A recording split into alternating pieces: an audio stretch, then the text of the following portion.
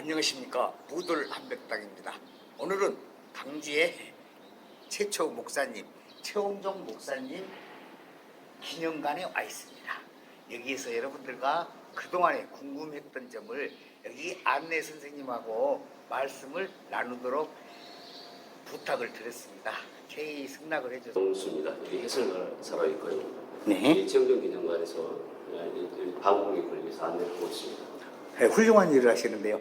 지금 제가 여기 양림동에 많이 다녔는데 여기 건립식이라든가 최홍종 목사님이 설립 취지라든가 이런 거 배경 설명에 대해서 잠깐 물어보겠습니다.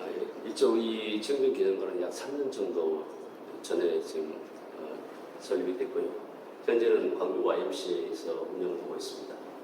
최홍종 목사님은 광주의 첫 장로이자 목사로서 한석병 환자를 대한 아버지로서 큰 역할을 하셨고 사회사업가, 교육자로서, 목회자로서 큰 활동을 했은 광주의 정신적인 지주가 되신 분입니다. 지금 자꾸 질문해 죄송한데 이 수행 단체가 IMCA라는데 어떻게 배경이? 왜 그랬냐면 최홍종 목사님이 광주 YMCA 설립에 대해서 큰 공을 세우신 분입니다. 예, 그래서 몰랐습니다. 후에 이제 추대 회장은 아니지만 나중에 이 광주 YMCA 회장도 하셨고 여러 가지 사회적인 그런 큰 활동을 하신 분입니다. 네, 또 들어보겠습니다. 아주 오늘 꼭 많은 분들이 오시는데 지금 마지막에 시간을 내주셔서 고맙습니다. 네, 말씀 부탁드릴게요. 최홍종 목사님과 이수영이라는 사람부터 이제 시작이 되는데요.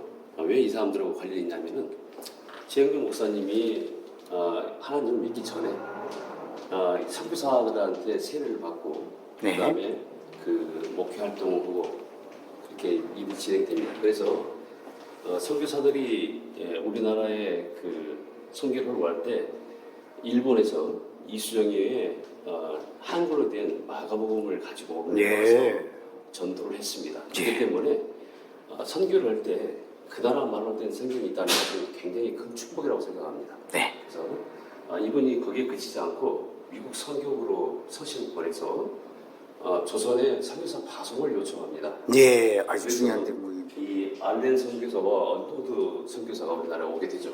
네. 그 뒤로 미국 남장로교에서 1892년에 7명의 선발대를 보내게 됩니다.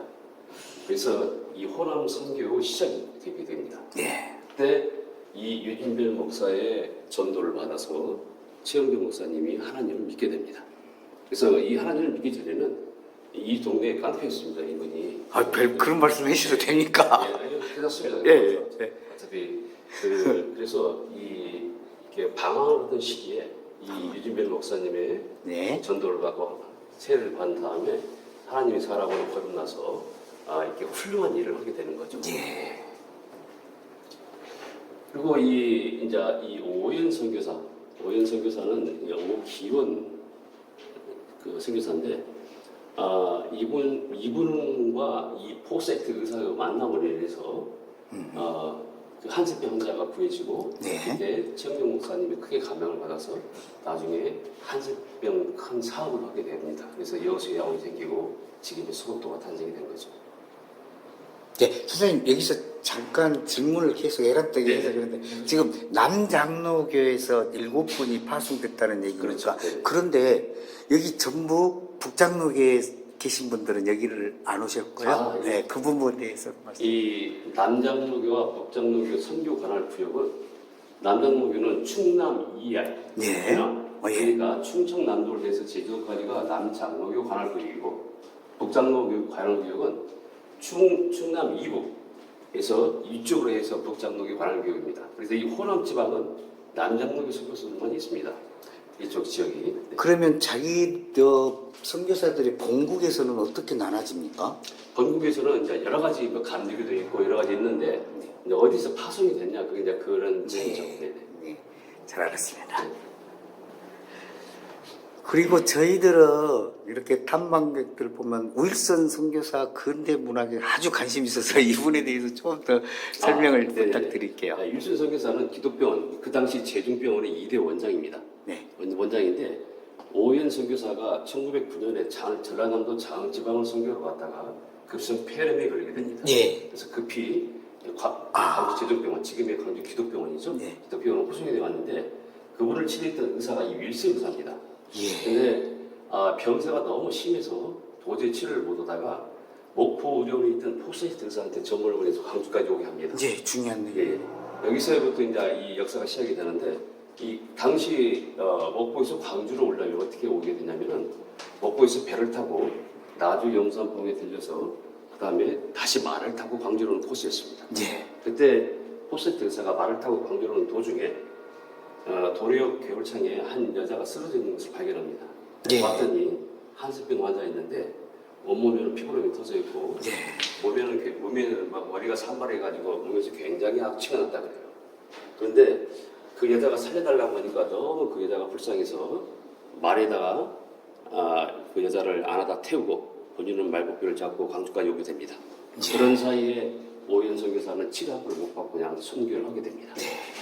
그래서 그 이제 광주 제일병원에 도착했을 때 이 최영정 목사님하고 조우가 시작됩니다.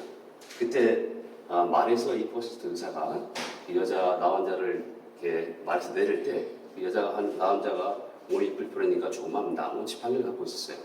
근데 그 나무 지팡이가 땅에 떨어지니까 최영정 목사 그때는 최영정 목사님이 목사가 되기 전이었고 광주 의료 그 제중병원에서 의사 조수로서 역할을 하신 분이죠. 네, 그런데 그 포스트 의사가 최영 그 나무 지팡이 좀 지워주세요 했는데 최영정 목사가 그걸 봤을 때는 도저히 그 피노에 묻은 지팡이를 지울 수가 없었다 합니다.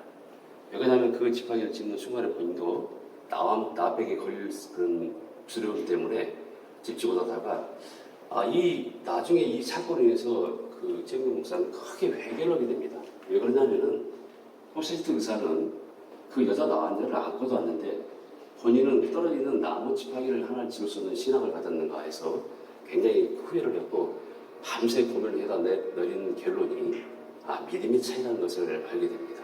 그래서 그 사건 이후로 해서 최영정 목사님은 이쪽 지금 봉선동이죠. 봉선동에 임야 천평을 기증해서 나환자 진료소를 세우고 나환자 구제 사업을 시작하게 됩니다.